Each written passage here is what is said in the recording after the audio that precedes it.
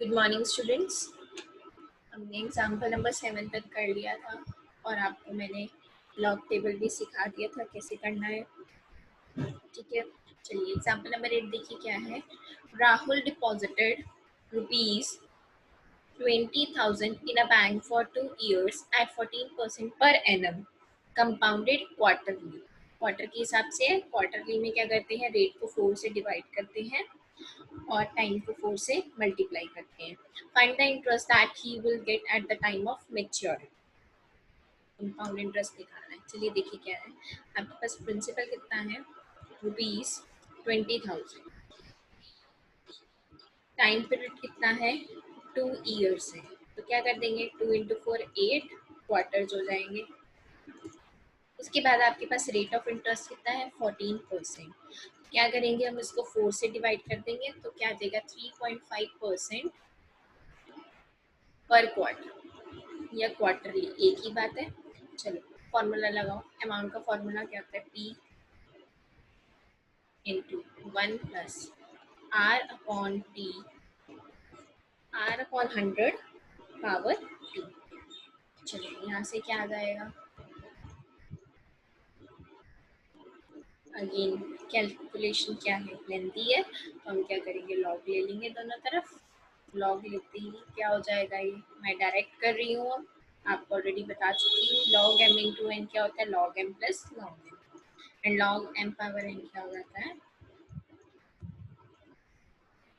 यहाँ से आप कैलकुलेट कर लेंगे। ठीक है, यहाँ से आप जैसे ही कैलकुलेट करेंगे आपके पास ए आ जाएगा। ए कैसे आएगा, एंटी लॉग लेके आ जाएगा, एंटी लॉग जिसका भी आएगा। ठीक है, उसके बाद कंपाउंड इंटरेस्ट निकालना है, अमाउंट माइनस।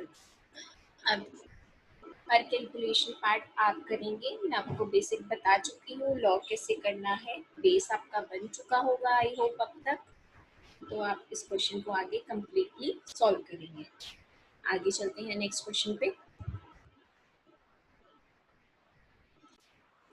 नेक्स्ट क्वेश्चन देखिए क्या है आपके पास। Renu borrowed ₹20,000 at 20% per annum for 1/3 years compounded half yearly. Find the amount Renu will have to return at the end of this much years. आपको क्या करना है, हाफ ईयरली के हिसाब से करना है, लेकिन इस क्वेश्चन में एक और कंसेप्ट चल रहा है। चलिए देखते हैं क्या चल रहा है।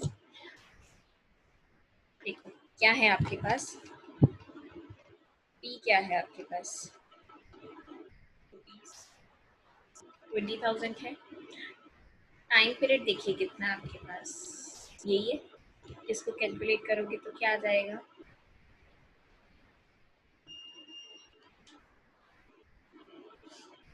7/4 ईयर्स आ जाएंगे। क्वार्टर के हिसाब से है। ठीक है, क्या आ गए, 7 क्वार्टर्स आ गए। 7 क्वार्टर्स कितने होते हैं आप ये बताइए, सॉरी।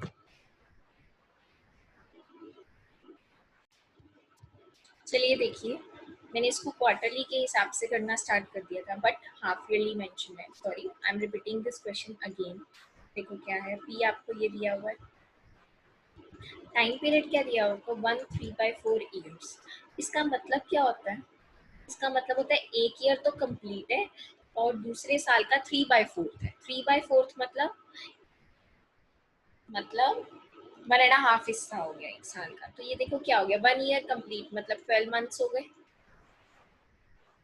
3/4 हिस्सा कितना हो गया, 3 + 3 + 3, इतने मंथ्स हो गए। ठीक है, मैं इसको ऐसे लिख सकती हूँ, किस तरीके से लिख सकते हैं इसको हम, 3 हाफ ईयर्स, यानी कि कैसे लिख सकते हैं, 3 हाफ ईयर्स। हाफ ईयर्स कितने कितने के होते हैं, कितने कितने के होते हैं, 6 मंथ्स के होते हैं। इसको हम ऐसे लिख सकते हैं। चलो ये क्या बन गए आपके, 3 हाफ ईयर्स। ठीक है ना, और 3 मंथ का एक क्या होता है, एक क्वार्टर। इसका मतलब कि ये क्वेश्चन हाफ ईयर के हिसाब से भी होगा और क्वार्टर के हिसाब से भी होगा। टाइम पीरियड इस तरीके से डिवाइड है। अब आप रेट ऑफ इंटरेस्ट देखिए क्या है, 20% है। हाफ ईयरली के हिसाब से 10% हो जाएगा। ठीक है ना, और क्वार्टरली के हिसाब से क्या हो जाएगा, 5% पर क्वार्टर। ये तो आपको पता ही है, डिवाइडेड बाय 2 किया है और फिर क्या किया है, डिवाइडेड बाय 4।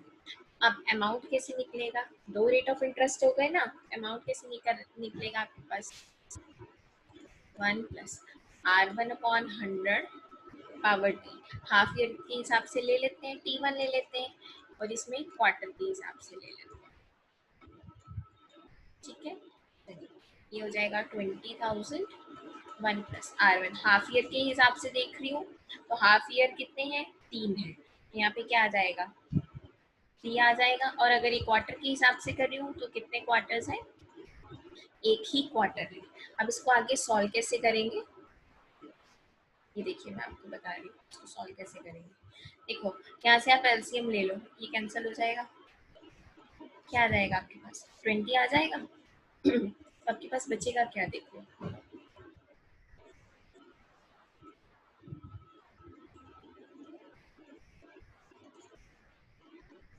ये कैलकुलेशन तो आपकी सिंपली कैलकुलेटर से भी हो जाएगी, पावर 3 है, हमें पता है 1331 होता है 11 का क्यूब, तो आप इसको सिंपली ट्राई कर लेंगे। इस क्वेश्चन का जो कंसेप्ट डिफरेंट था वो मैंने यहाँ समझा। I hope everything is clear now. चलिए आगे चलते हैं। नेक्स्ट क्वेश्चन देखिए क्या है, find the difference between compound interest on rupees this for 1.5 years at 10% per annum when compounded annually and semi annually। दो तरह से करने हैं, चलिए पहले हम एनुअली के हिसाब से करते हैं। ठीक है, आपके पास पी कितना है, 8,000 रुपीज। ठीक है, टाइम पीरियड कितना है, कितना हो जाएगा, ये 1.5 years है, इसको ऐसे ही रहने देते हैं, हमारे पास फॉर्मूला है ना फ्रैक्शन वाला। रेट ऑफ इंटरेस्ट कितना है, 10%। तो फर्स्ट केस में अमाउंट कैसे निकलेगा, 1 प्लस ये निकलेगा ना, R1 upon 100 integer part into fractional, यही हो जाएगा, यहाँ से ये कैंसिल हो जाएगा, ये भी कैंसिल हो जाएगा। इसको आप सॉल्व करेंगे, एलसीएम लेंगे, आपके पास आ जाएगा 21 अपॉन 20, ये कैंसिल, 40 आ जाएगा। आपने इसको सॉल्व किया, आपका अमाउंट कितना आ गया, 9240। कंपाउंड इंटरेस्ट कैसे निकालोगे, अमाउंट माइनस ये आ जाएगा, तो ₹1240 आपका क्या आ गया, कंपाउंड इंटरेस्ट। अब हमें क्या करना है, सेमी एनुअली मतलब हाफ ईयरली के हिसाब से करना है, पी तो सेम ही रहेगा। ठीक है, टाइम कितना है, 3/2 ईयर्स, सेमी एनुअली मतलब 2 से करेंगे तो 3 हाफ ईयर्स होगा। ठीक है, उसके बाद रेट ऑफ इंटरेस्ट कितना है आपके पास, 10%, तो 2 से डिवाइड करेंगे तो 5% हाफ ईयरली आ जाएगा। ठीक है, अमाउंट निकालिए, क्या हो जाएगा, 8,000। 1 प्लस 5/100 पावर टी, ये आ जाएगा, यहाँ से क्या हो जाएगा, ये आ जाएगा आपके पास, इसको आगे आप कैलकुलेट कर सकते हैं। ये देखिए, जब आप इसको क्या करेंगे, कैलकुलेट करेंगे, आपके पास सॉल्व ये आ जाएगा, कंपाउंड इंटरेस्ट आ गया। आपको क्या करना था, दोनों के कंपाउंड इंटरेस्ट में डिफरेंस निकालना था, माइनस कर दोगे तो 21 रुपीज़ का डिफरेंस आ जाएगा। चलिए आगे चलते हैं नेक्स्ट क्वेश्चन पे। नेक्स्ट क्वेश्चन देखो क्या है आपके पास, a sum of money amounts to this in 4 years at 12% per annum compounded annually. Find the sum. That means what you have to find out, principal निकालना है। अब आपको अमाउंट दिया हुआ है, कितना दिया हुआ है आपको, 7406। टाइम पीरियड कितना दिया हुआ है आपको, 4 ईयर्स दिया हुआ है। रेट ऑफ इंटरेस्ट कितना है आपके पास, 12%। चलिए निकालते हैं, फॉर्मूला क्या होता है, ये होता है आपके पास। ठीक है, अमाउंट कितना है, 7406। यहाँ से आप पी निकालेंगे, आर की वैल्यू रखेंगे 12/100 पावर की। चलो इसको सॉल्व करके क्या आएगा आपके पास, पी इंटू 112/100 पावर 4। यहाँ पे क्या है आपके पास 7406, तो P क्या आ जाएगा आपके पास 7406 इंटू 100/112 क्रॉस मल्टीप्लाई कर दिया ना P निकालने के लिए मैंने। तो जब आप कैंसिल करेंगे तो ये डायरेक्ट कैंसिल हो जाएगा। आपके पास क्या आ गया 7406 इंटू 25/28 ठीक है। अब आगे इसकी कैलकुलेशन करते हैं। लॉग से थोड़ी इजी हो जाएगी तो लॉग से ही करेंगे।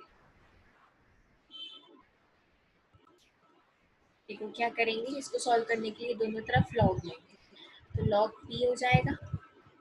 लॉग एम इंटू एन क्या होता है, log m plus log n, तो ये आ जाएगा आपके पास।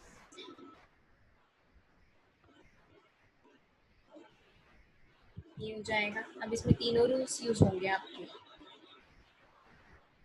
ठीक है। Log m power n is n log n, ये आ जाएगा आपके पास, ठीक है।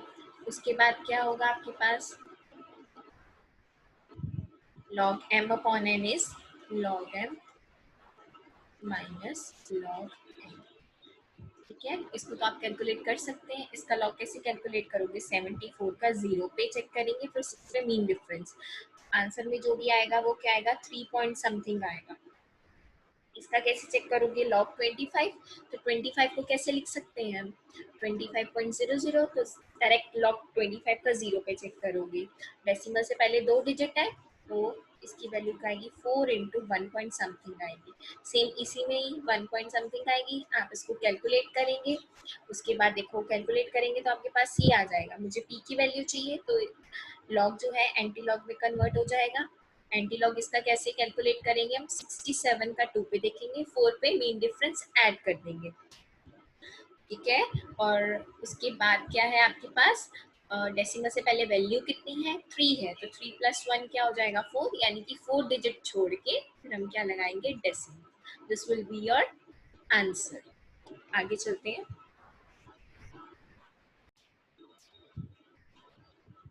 चलिए देखिए क्या है, व्हाट सम इन्वेस्टेड, व्हाट सम मतलब आपको डायरेक्ट पता चल रहा है, आपको क्या निकालना है, पी निकालना है। For 1.5 years compounded half yearly at the rate of 4% per annum will amount to rupees this, मतलब आपको अमाउंट दिया हुआ है। अभी मैंने एक क्वेश्चन कराया था ना, same as it is. Rate of interest कितना है, 4%, हाफ ईयर है तो 2 से डिवाइड कर देंगे, 2% पर हाफ, यही आ जाएगा आपके पास, ठीक है। टाइम पीरियड कितना है, 1.5, 1.5 मीन्स 3/2 years हो गया। उसके बाद 3/2 years, दैट मीन्स 2 से मल्टीप्लाई करेंगे आप, तो क्या आ जाएगा आपके पास, 3 हाफ ईयर्स, यही आ जाएगा। आपको करना कुछ भी नहीं है, सेम फॉर्मूले में पुट कर देंगे हम, 1 प्लस आर अपॉन 100, ये डायरेक्ट कैंसिल हो जाएगा, ठीक है। ये क्या हो जाएगा आपके पास, डायरेक्ट कैंसिल हो जाएगा। सॉल्व करके क्या आएगा आपके पास,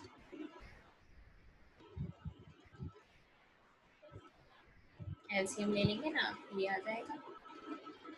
पी की वैल्यू कैसे निकलेगी, क्रॉस मल्टीप्लाई हो जाएगा। इसको तो आप डायरेक्ट भी कैलकुलेट कर सकते हैं, लॉग से करिए। अगर सिंपल इजी लग रहा है आपको तो सिंपली करिए। पेपर में कैलकुलेटर अलाउड होते हैं आपके पास। एक चीज और ध्यान रखनी है, लॉग और एंटी लॉग नेगेटिव नंबर का नहीं निकलता, कभी भी नेगेटिव नंबर का नहीं निकलता। अगर लॉग भी निकालना पड़ जाए नेगेटिव का तो उसको हमें पॉजिटिव बनाना पड़ता है सबसे पहले। चलिए आज की क्लास यहीं पे एंड करते हैं। 12 क्वेश्चंस हो गए आपके, इसको प्रैक्टिस करिएगा। Thank you.